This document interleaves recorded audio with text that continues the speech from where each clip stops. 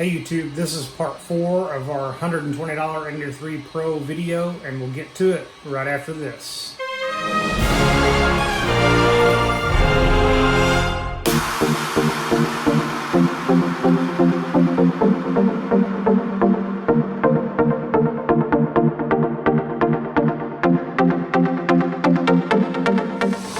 Okay, and we're back, guys. So the next step in our instructions for assembling our 3D printer are that we're going to install the extruder.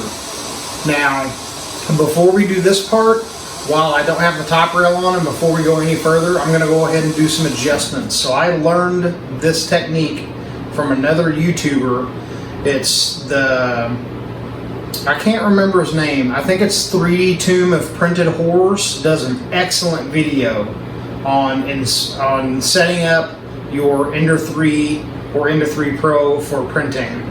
So I'm going to go by his same kind of method here, and I've been doing it on my assemblies. So I'm just going to go ahead and slide my extruder assembly over this. I understand it is backwards, but as you can see, this thing is falling under its own weight, which is exactly the way we want it to be. We want to be able to spin these palm wheels by hand, which actually I can't right now. They're just a little snug, so even though it's falling under its own weight, it's just a hair snug. So we're going to go ahead and take our wrench and adjust our eccentric nut, which is right here. We're going to loosen it just a little bit. So now it's a lot smoother. And I still can't quite turn with my own hand. Or by fingers, I should say. And now I can hold this. I can spin the wheel in between my fingers. I can spin that wheel. I can spin this wheel. Now I do have just a little bit of slop, so that means I need to tighten back up just a little bit. I can still spin it. Still spin this wheel. I can still spin this wheel in between my two fingers gripping the wheel. It slides up and down on its own. Just still a little bit of slop, so we'll tighten it up just a little bit more. I can still spin the wheel, still spin the wheel, still spin the wheel. No slop now at all, and you can tell it's falling under its own weight.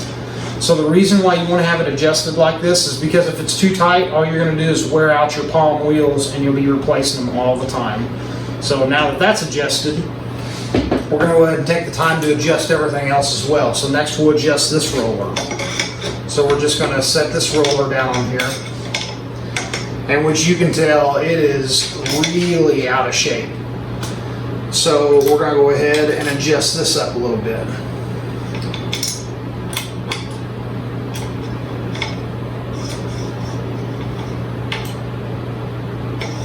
Oh, actually, I have this backwards. There we go.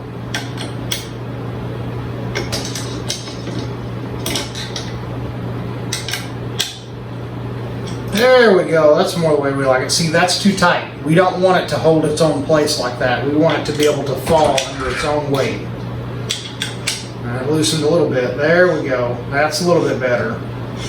So we want that to be able to fall under its own weight. And same thing, we want to make sure there's no slop. We want to be able to hold the assembly and spin the palm wheels with our fingers, which I can on all 4 of them, or all 3 of them.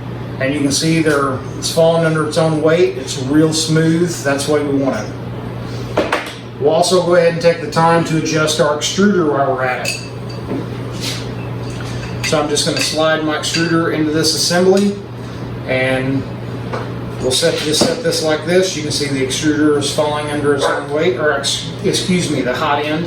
We're going to make sure there's no slop, and I'm going to see if I can spin the wheels, which they're just a hair tight, so we are going to go ahead and loosen them just a little bit.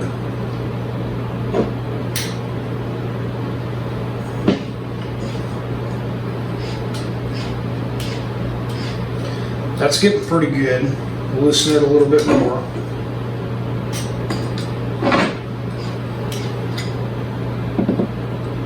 Still can't quite spin the wheels with my fingers yet.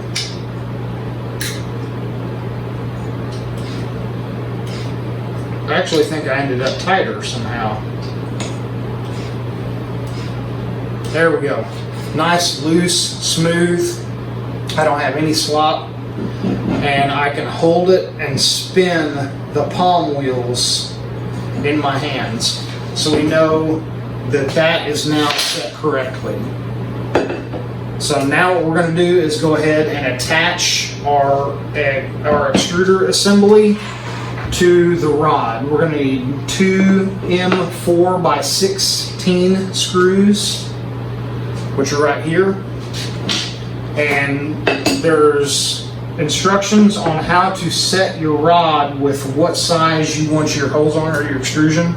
So we want to attach it to this side that has the 3 holes that are real close lined up to each other. And our bolt is actually going to sit inside of it.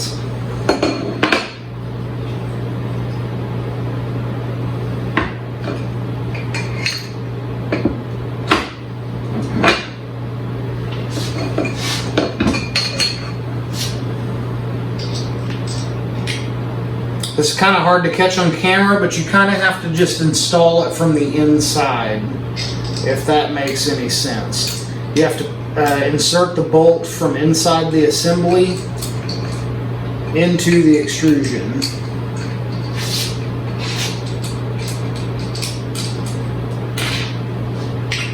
And there are holes in the extruder assembly for you to stick the Allen wrench through to be able to tighten the bolt up.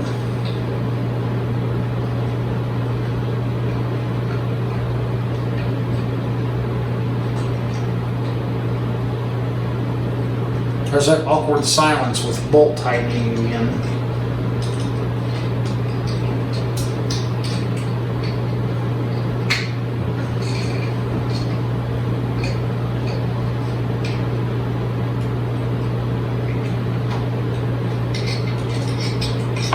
Alright, got that one started. Now we'll go ahead and get our other one in there. Kind of got to be double jointed to assemble some of this stuff. Not too bad, but some things could have been designed a little bit better.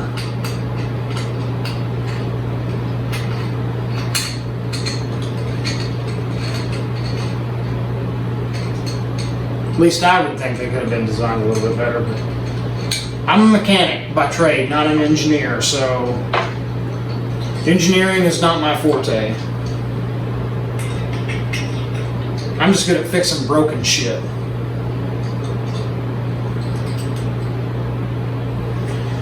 Alright, so we'll snug both those up.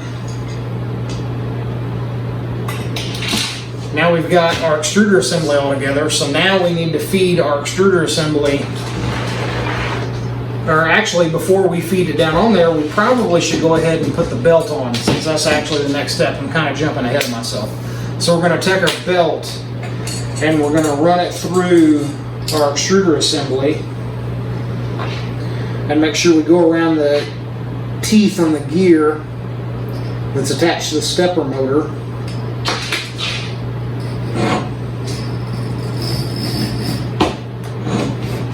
Right like that. So now our belt is in through the gear on the stepper motor, and this is hanging down here, and this is over here, which is exactly where we want it to be able to attach the extruder. So we're going to go ahead and stop there, guys, for this week's video, and we'll continue on next week. And until then, you guys take it easy, and I'll see you next time.